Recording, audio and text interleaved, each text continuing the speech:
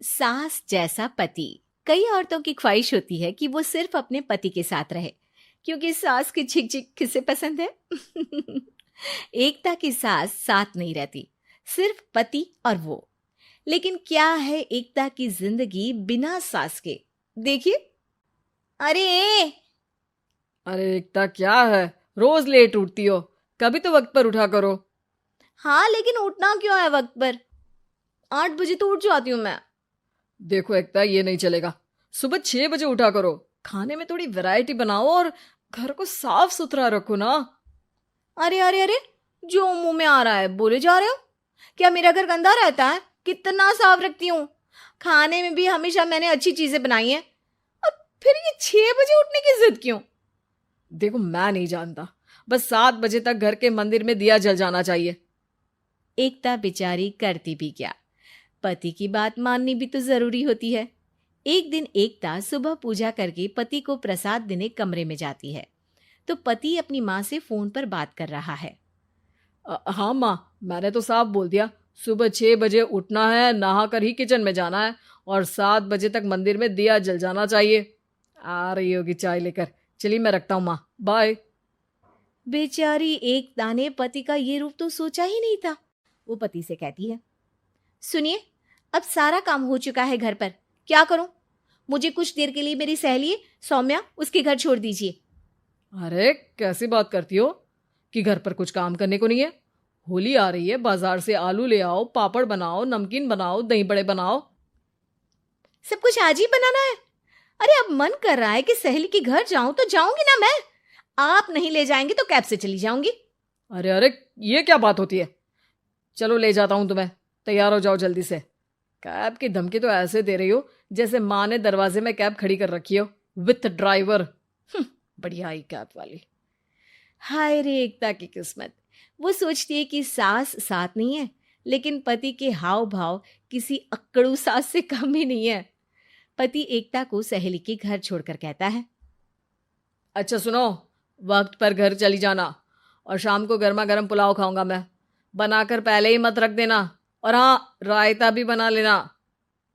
हाँ जी हाँ, फिलहाल क्या मैं अंदर जा सकती हूँ? नाश्ता पेट भर करा दिया, दोपहर का खाना भी पैक कर दिया। पहले जो खाया है उसे तो पचा लो, दिन का खा लो, अभी से रात के खाने की चिंता में बाल न जल जाए कहीं। पति को एकता की बात पर गुस्सा तो बहुत आता है, लेकिन ऑफिस में देरी के कारण वो कुछ नहीं कहता। एकता सहेली के पास जाती है, जहां सास बहू बैठकर गप्पे लड़ा रही होती है। हाय सौम्या। नमस्ते आंटी जी। अरे वाह एकता बेटा, बड़े समय बाद देखी, कैसी हो? अच्छी हूँ आंटी जी। घर का सारा काम हो गया था, बोर हो रही थी, सोचा सौम्या से मिलती चलूं। हाँ हाँ बच्चों, तुम लोग बैठकर गप्पे लड़ाओ, मैं तुम लोगों के लिए नाश्ते पानी का इंतजाम करती हूँ। सास ये बोलकर किचन में चली जाती है। अरे एकता, कैसे आना हुआ? थोड़ी परेशान सी भी लग रही है, सब ठीक तो है ना? अरे यार, कहाँ ठीक हूँ। ना सोने मिलता है, ना अपने मन का कोई काम करने मिलता है। बस सुबह 6 बजे से किचन और रात के 12 बजे तक घर का काम। मेरी तो कमर ही टूट रही है। अरे क्यों मजाक कर रही है? तेरे तो मजे हैं, अकेली रहती है पति के साथ, न कोई सास न ससुर, न आस पड़ोस से मतलब। हम लोगों की सोच, जॉइंट फैमिली है, कितनी परेशानी होती है। अरे रहने देना, वो तो दिख रहा है कि कितनी परेशान है तू। सास किचन का काम कर रही है और तू सहेली से गप्पे। ऐसा कहाँ होता है यार। हाँ वैसे तू बोल तो सही रही है।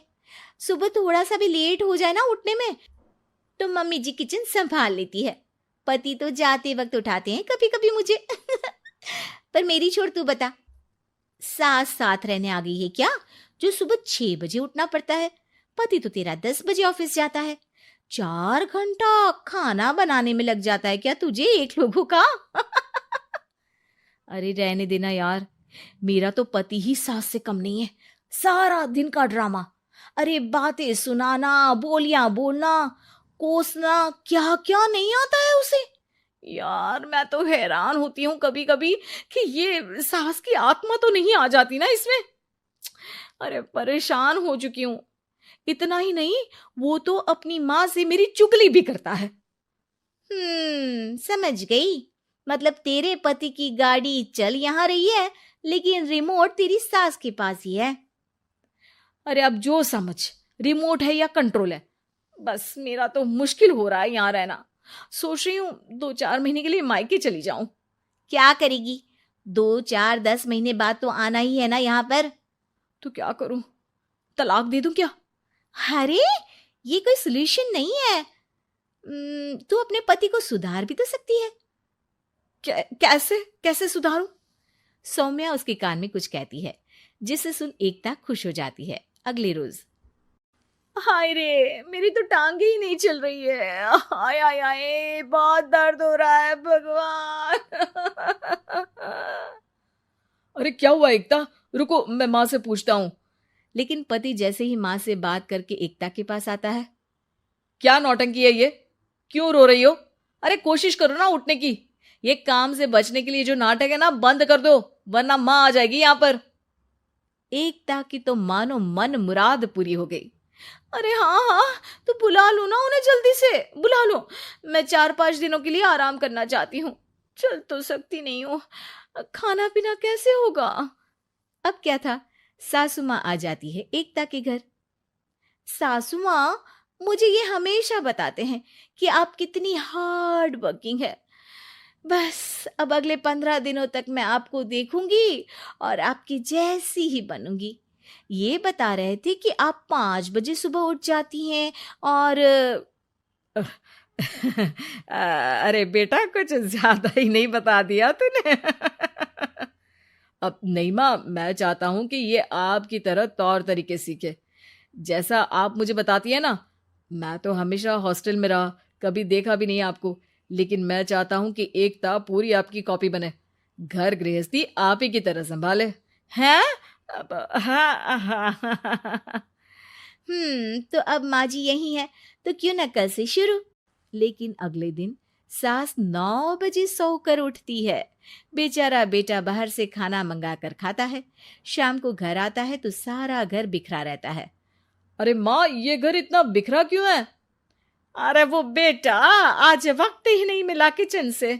सुबह का नाश्ता, दिन का खाना, अब रात को तो मेरा मन ही नहीं है कुछ बनाने का, तो बाहर से ही ले आ, या दिन का जो खाना बचा है ना वही खा लेना।